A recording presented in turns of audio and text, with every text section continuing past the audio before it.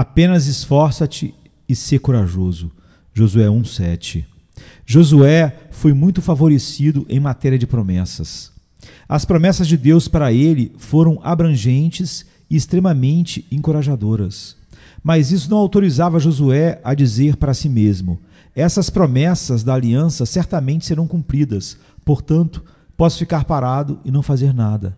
Pelo contrário, como Deus decretou que a terra deveria ser conquistada, Josué tinha que ser diligente para liderar o povo na batalha. Ele não deveria usar a promessa como um sofá onde sua indolência pudesse se deitar e se deleitar, mas sim como um cinto para cingir os lombos para a sua atividade futura. Como um estímulo ao dinamismo, devemos sempre nos lembrar das graciosas promessas do nosso Deus. Pecaremos contra ele de uma forma ainda mais ingrata e detestável se disséssemos em nosso coração: Deus não abandonará o seu povo, portanto, vamos nos aventurar no pecado. E somos quase tão perversos se sussurrarmos em nossa mente: Deus certamente irá cumprir seus decretos e dar a alma dos remidos como recompensa ao seu Filho Jesus. Por isso, não vamos fazer nada. Vamos nos abster completamente do serviço cristão zeloso. Isso não é maneira de um verdadeiro filho falar. Quem fala assim são os indolentes, ignorantes e os farsantes, que nada fazem senão zombar de Deus, enquanto fingem reverenciar os seus decretos. Pelo juramento, pela promessa, pela aliança e pelo sangue que a sela, somos exortados continuamente a trabalhar para Cristo, visto que fomos salvos para poder servi-lo no poder do Espírito Santo, com o coração e alma e força. Josué foi especialmente exortado a continuar no caminho da obediência. Ele era o capitão, mas havia um grande comandante em chefe que lhe dava as ordens. Josué não foi deixado à mercê do seu julgamento falível ou capricho inconstante. Ele devia fazer conforme tudo o que estava escrito no livro da lei. O mesmo ocorre conosco, que somos crentes. Nós não estamos debaixo da lei, mas debaixo da graça. Contudo, ainda há uma regra do Evangelho que somos obrigados a obedecer, e a lei na mão de Cristo é uma deliciosa regra de vida para o crente. Apenas esforça-te e sê corajoso, cuidando de obedecer a toda a lei que meu servo Moisés te ordenou. Josué 1:7. Quando se ouvem essas palavras, apenas esforça-te e sê corajoso, espera-se que uma grande tarefa tenha que ser realizada, e essa é uma suposição correta, porque todas as grandes façanhas estão compreendidas nessa declaração: cuidando de obedecer a toda a lei que meu servo Moisés te ordenou. A maior proeza da vida cristã é obedecer a Cristo. É um feito que nunca será realizado em sua totalidade por nenhum homem, a não ser que aprenda a lei da fé, que seja levado a descansar em Cristo e a avançar no caminho da obediência por meio de uma força que não é dele, mas sim a que recebeu da obra do Espírito Santo que reside em nós. O mundo acha que obediência é algo ruim e fala da rebelião no sentido de liberdade. Já ouvi homens dizerem: serei eu o meu mestre e seguirei o meu desejo. Viver e pensar livremente parece ser a glória mundana. Mas se o mundo tivesse senso suficiente para condenar sua loucura, considerando-se a inquestionável quantidade de provas nesse sentido, não seria difícil provar que o difamador da obediência é um tolo. Veja a própria lei marcial do mundo. Quem é considerado o mais corajoso e o melhor soldado, senão aquele que obedece fielmente às ordens do capitão? Há uma história bastante conhecida sobre as guerras francesas do passado. Um sentinela foi escalado para guardar determinada posição e, ao anoitecer, e enquanto ele andava de lá para cá, o próprio imperador passou por ali. Ele não sabia a senha. Imediatamente o soldado o deteve e disse: o senhor não pode passar. Mas eu tenho de passar, disse o imperador. Não, replicou o soldado sem reconhecê-lo. Ainda que o senhor fosse o próprio imperador, não passaria. E assim, o soberano foi impedido de passar. Após o fato esclarecido, o soldado vigilante foi generosamente recompensado, e todo mundo ficou sabendo que ele agiu como um grande herói. Desse exemplo, e há centenas de outros, aprendemos que a obediência às ordens superiores, realizada sob todos os riscos, é uma das mais altas provas de coragem que um homem pode dar.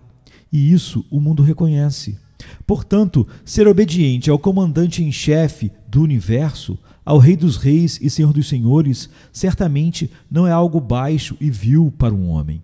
Quem faz a coisa certa e verdadeira com tranquilidade, a despeito da ridicularização, é mais corajoso do que aquele que se atira diante da boca do canhão por causa da fama.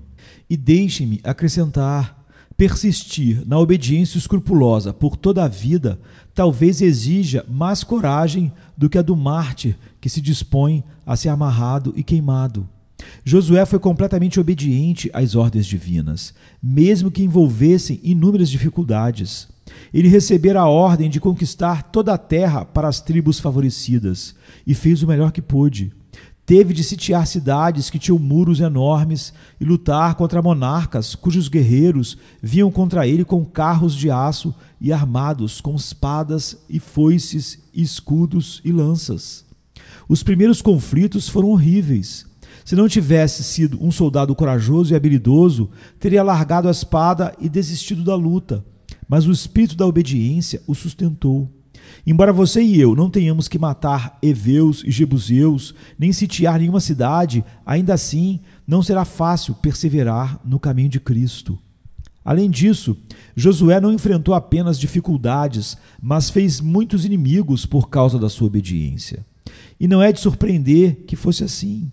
Logo depois do relato de que Jericó havia sido tomada, que Ai havia sido destruída, lemos a respeito do início de uma confederação de reis e depois outra, cujo objetivo era destruir o poder de Josué, uma vez que esses reis bem sabiam que Josué os aniquilaria se não o destruíssem primeiro.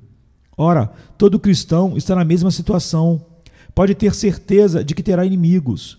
Ele se esforçará para não provocar inimizade.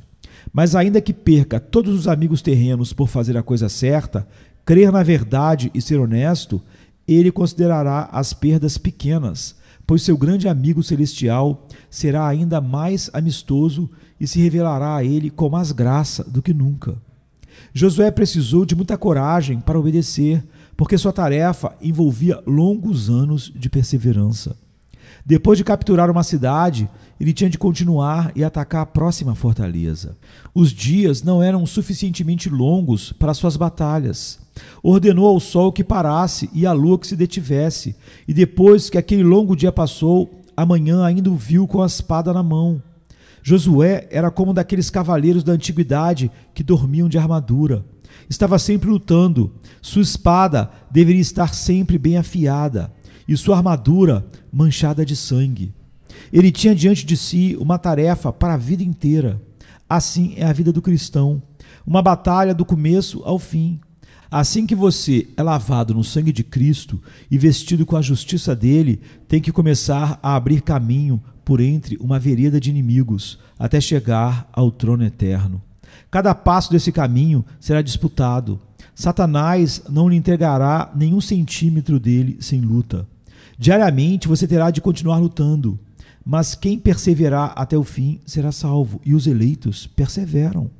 Não quem começou com as suas próprias forças e logo enfraquece, mas sim aquele que, unido à graça divina e soberana e ao seu espírito, toma a decisão de permanecer até que o último inimigo tenha sido derrotado e nunca abandona o campo de batalha até que ouça a palavra: muito bem, servo bom e fiel.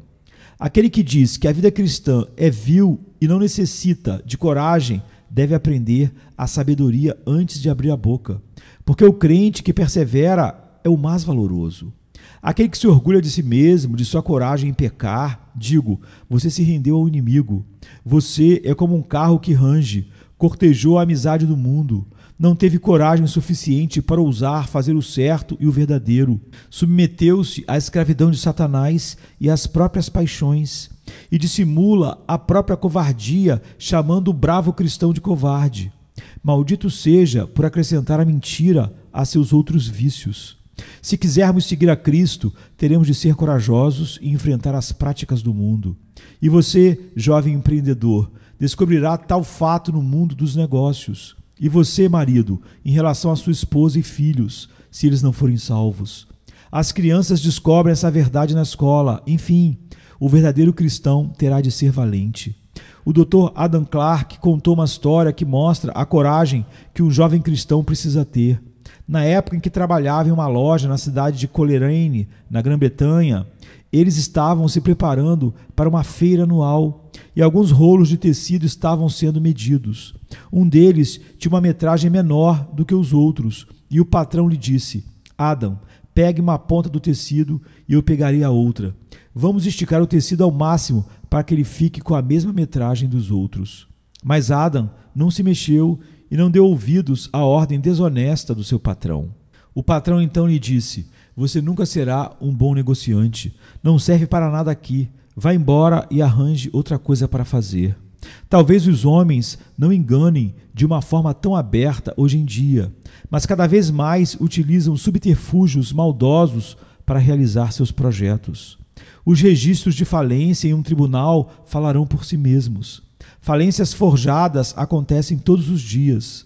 Não são os roubos à moda antiga que levavam o ladrão ao exílio e à prisão, mas algo pior do que os furtos e roubo à beira das rodovias. O cristão genuíno enfrentará situações em que terá de ser firme e dizer: não posso fazer tal coisa e não sujarei minhas mãos nisso. Terá de dizer isso ao seu patrão, ao seu pai e ao seu amigo, a quem respeita e deseja ganhar, e que talvez o tenha ajudado muito na vida. Mas se esse for o seu dever, meu querido irmão ou irmã, faça o que é certo, mesmo que o céu despenque sobre a sua cabeça. Haja dessa maneira, mesmo que se veja diante da pobreza. Haja dessa maneira, mesmo que lhe virem as costas amanhã. No final, você nunca será um perdedor na caminhada com Deus. E se tiver de sofrer por causa da justiça, abençoado seja. Considere-se feliz por ter o privilégio de fazer algum sacrifício por causa da consciência, pois nestes dias não temos tido o poder de honrar a Deus como fizeram aqueles que, por amor a Ele, foram aprisionados, torturados e queimados. Não deixemos passar nenhuma oportunidade de mostrar todo o nosso amor pelo Senhor e provar que desejamos servi-lo fielmente. Sejamos corajosos para fazer tudo o que o Senhor Jesus nos dá para fazer e deixemos que os homens nos julguem idiotas. Seremos campeões do Senhor, verdadeiros cavalheiros da cruz. O mundo diz: não há necessidade de que você seja uma pessoa muito meticulosa. Que mundo hipócrita! O mundo sente prazer em não seguir as leis de Deus, mas raramente ousa dizer tal coisa claramente e se ilude, lançando mão da hipocrisia e dizendo: não devemos ser tão minuciosos, tão comprometidos com a verdade. Ser exagerado é como alguém certa vez disse a um puritano: muitas pessoas já venderam metade da sua consciência. Será que você não poderia fazer uma pequena concessão?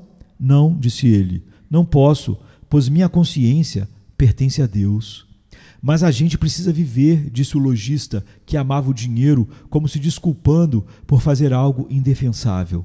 É claro que devemos viver, mas também morreremos, replicou o puritano. Portanto, não devemos agir desse modo.